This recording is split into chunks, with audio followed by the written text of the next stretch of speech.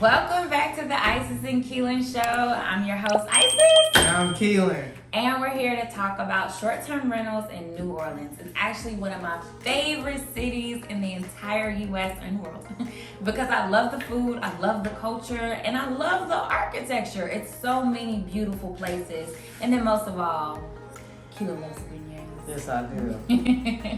So let's get into it now. How to operate your short-term rental unit in New Orleans. What do you need? How much does it cost? Where can you do it? And all those good.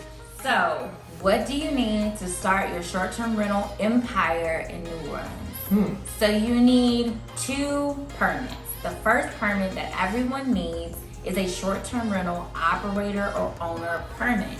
This is a simple application. It's very softball level questions. Your name, where do you plan to operate this unit? Do you know all the rules and regulations and affordances to the city of New Orleans and things of that nature? Now, in order to apply for the operator owner, you do have to have a 50% interest in whatever dwelling you plan to operate in. Now, we can talk about some loopholes later in this video, but that cost of the application is actually free. It's no cost at all. So the second or the next 4 different classes of permits that you can get. The first 2, it's pretty much kind of where me and Kehlin would play.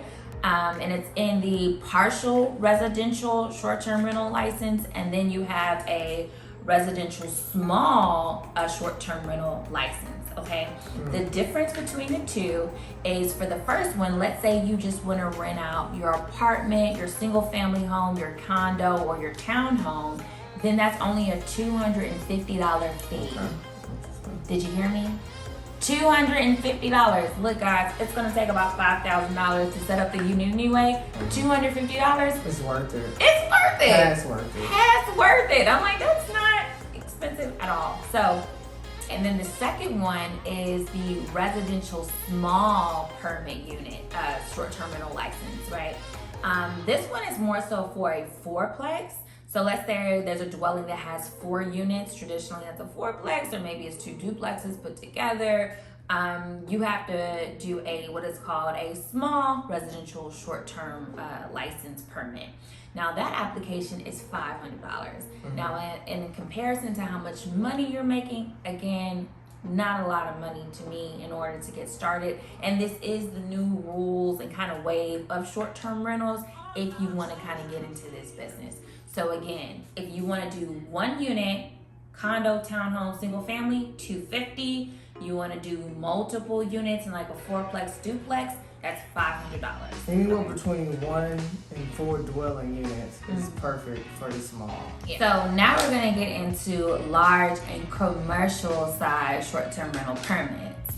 So it's still, the first one for residential, it still requires you to own or have some type of homestead in the building, right? But this will allow you to have a larger amount of units in an apartment. So let's say it is a 16-unit apartment building, right? And you want to Airbnb more than 6 guests, 6 rooms, more than 12 guests, then you're looking at a large license. This type of license also costs you $500 for the building that you're in. And in the second area, now this is where the rental arbitragers can really take advantage of, is a commercial lease. Now, off the top, the cost is $1,000 Annually. One-time fee per year. For the business. And the key differentiator here is that you do not have to own the place that we're in. So I don't think they heard you, Kehlin. Yeah, you don't have to own it. So right now, in the place that we're in here in New Orleans, is the guy owns it. He actually owns 3 buildings here. And for the building, he has a residential. But let's say if I was a renter, and I want to do rental arbitrage in this place, take on the lease and rent on top of the lease, which is what we talk about most of the time, I will get a commercial lease, which is $1,000. One thing you have to make sure of is that if it's a multi-family, 8-unit apartment building, only 25% of the occupants there at maximum are STR owners, which is the only limitation that I see here. So that's commercial leasing, and on to other things you have to know to start